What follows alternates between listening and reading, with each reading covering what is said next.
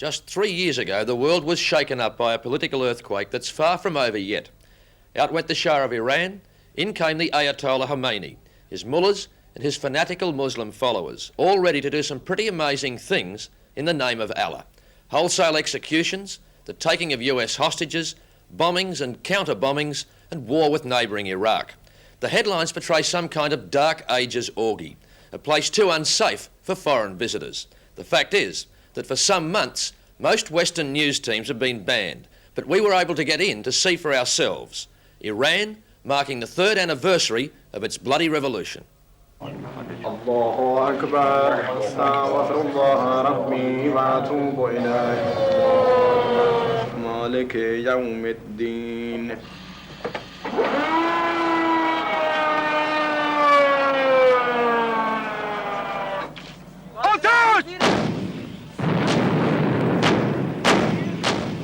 Iran in 1982 is a nation both united and divided by war.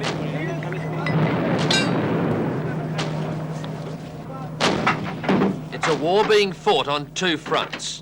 A less visible civil war within its borders between the ruling mullahs and counter-revolutionary Marxists. And this one, a full-scale military battle with its western neighbour, Iraq.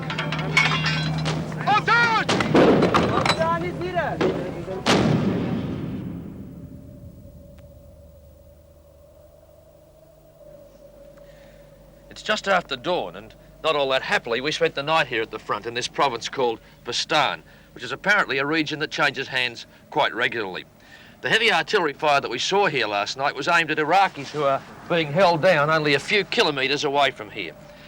Needless to say, we didn't get much sleep. How long have they actually been in this position, Ali? Things are quiet now, but tonight, that pattern will be repeated. And are they actually pushing the Iraqis back? There's some fire now.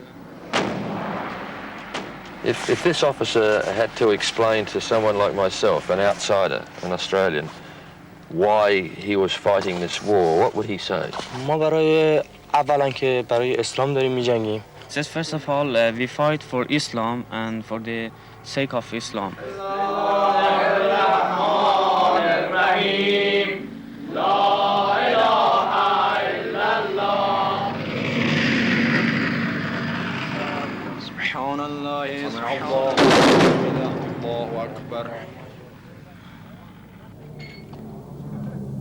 Early in the war, the Iraqis pushed almost 100 kilometres into Iranian territory. Southern towns like Suzangerd were heavily bombed. Inspired by their faith, the Iranian troops say they have fought back in the name of Allah. What do they say? Best to Saddam, best to America. But to an outsider, without an Islamic view of the world, the difficulty is working out exactly whose side Allah is on, or even knowing precisely who the enemy is.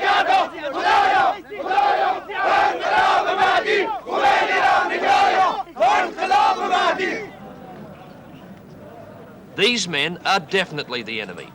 They're Iraqis, and they're a long way from home. Quite surprisingly, this POW camp is right in the heart of Tehran itself. The Iranians claim to have taken between 7,000 and 8,000 prisoners of war since the war with Iraq began about 17 months ago. Quite obviously, these prisoners are being well treated. The Iranians are fighting a propaganda war as well, and as they see it, to treat your enemies well is a good advertisement for the revolution.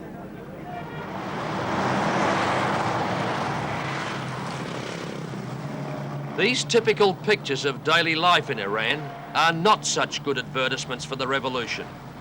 In the world's 2nd largest oil-producing country, oil production has been cut by half. Unemployment is high, prices up, and food queues long. The black market is thriving, corruption persists, and like it or not, development of any sort left with Western money and Western companies. The government was repressive towards people who had a belief. The only thing they wanted you to believe in was in Western culture, and in particular American culture. Our interpreter, Layla Bakhtiar, is editor of the country's women's magazine. Sister, people in the West see the way women are treated in the Islamic society, and they see that as one of the main reasons for thinking of Islam as being repressive and out of date. Yes, because we feel that that we are actually liberated. Because when you can practice what you believe, then you're liberated. When everybody is in the modest dress, then everybody gets on with the important things in life. Rather, not that sexual affairs are not important, they're very important. But in Islam, they have certain categories. I mean, when a woman is able to go around and, for instance, look like Sophia Loren all the time, well, it's a different kind of a competition in the world. But then with her husband or with her in her home, then she's free to look like Sophia Loren. And they all do, believe me, at home.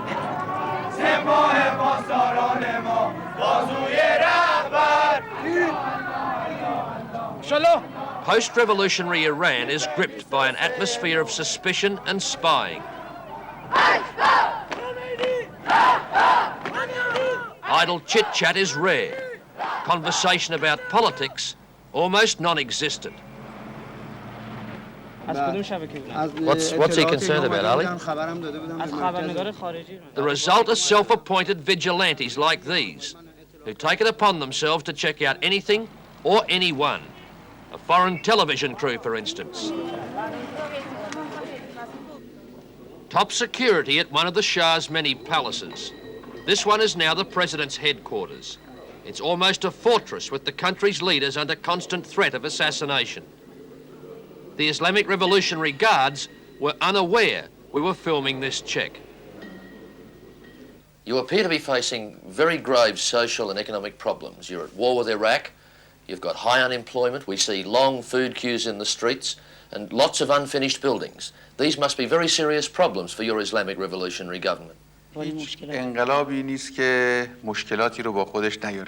President Saeed Ali Khamenei was badly wounded in an assassination attempt. Among his predecessors, one fled the country under threat of execution. Another was killed in a bomb attack. Problems exist every place in the world. And what we believe is that no problem is insolvable and that we rely upon the energy of the people so that the revolutionary people of Iran will solve their problems. The anti-mullah forces were moving quickly towards the systematic elimination of the country's leaders, with a success rate extraordinary even by today's standards of gory political violence. But late last year, the Ayatollah struck back, just as efficiently and just as ruthlessly.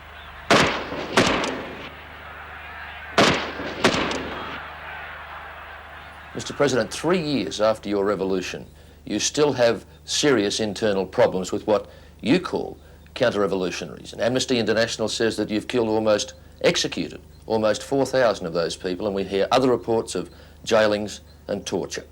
That makes people on the outside think that one reign of terror under the Shah has merely been replaced by another reign of terror under your regime. ما از غرب انتظار نداریم که واقعیات جامعه ما رو We ask, why do you not ask about the people who have burned buses and who have killed innocent people? And when you only ask about the West only asks about the executions and the torture, they never see the other side of the picture, which is what these people are actually doing to our people. مرد کشتنشون سوال نمی‌کنید. از اینکه اعدام میشن سوال می‌کنید. Ironically, the rumour here at the moment in Tehran is that the old US compound behind this fence, which has got to be the most filmed fence in the world, is to be used as a holding corral for political opponents of the Ayatollah. And the reason for this is that the city's notorious Ivan prison is overflowing following last year's crackdown. According to Amnesty International, since ex-President Bani Sadr fell from grace last June and fled the country for fear of his own life, thousands of left-wingers, communists, Marxists and the like, have been rounded up, jailed, tortured or executed.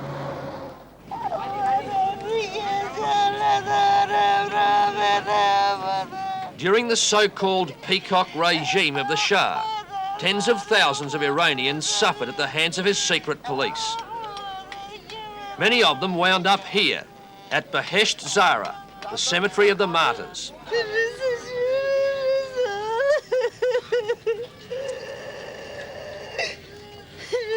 Now, those martyrs have been joined by other national heroes.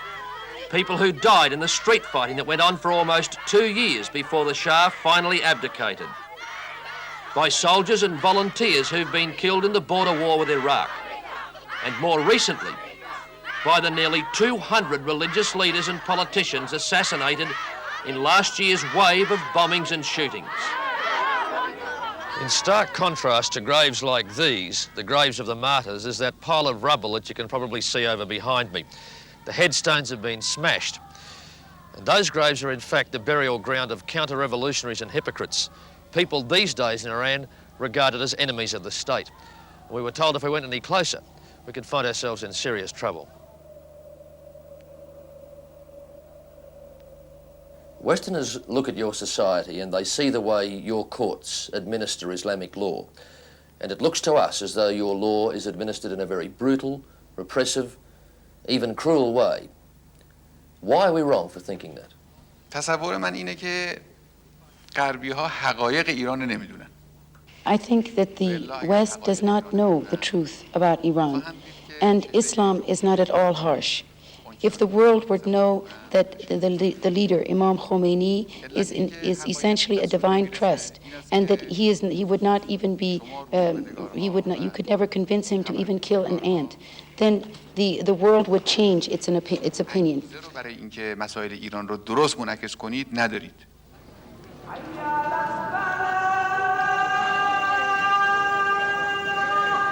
Men and women separate as tens of thousands of Islamic faithful make their way to traditional Friday prayers. Many of them stop to give money and gifts to the war effort against Iraq. The Shah's Iran was riddled with suspicion and therefore security measures. So too is the new Iran. At a glance, it's a country based on religious belief according to the Quran.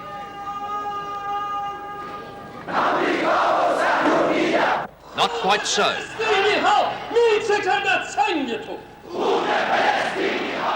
The mullahs themselves have become politicians. In fact, politics and religion are inseparable in the Islamic Republic.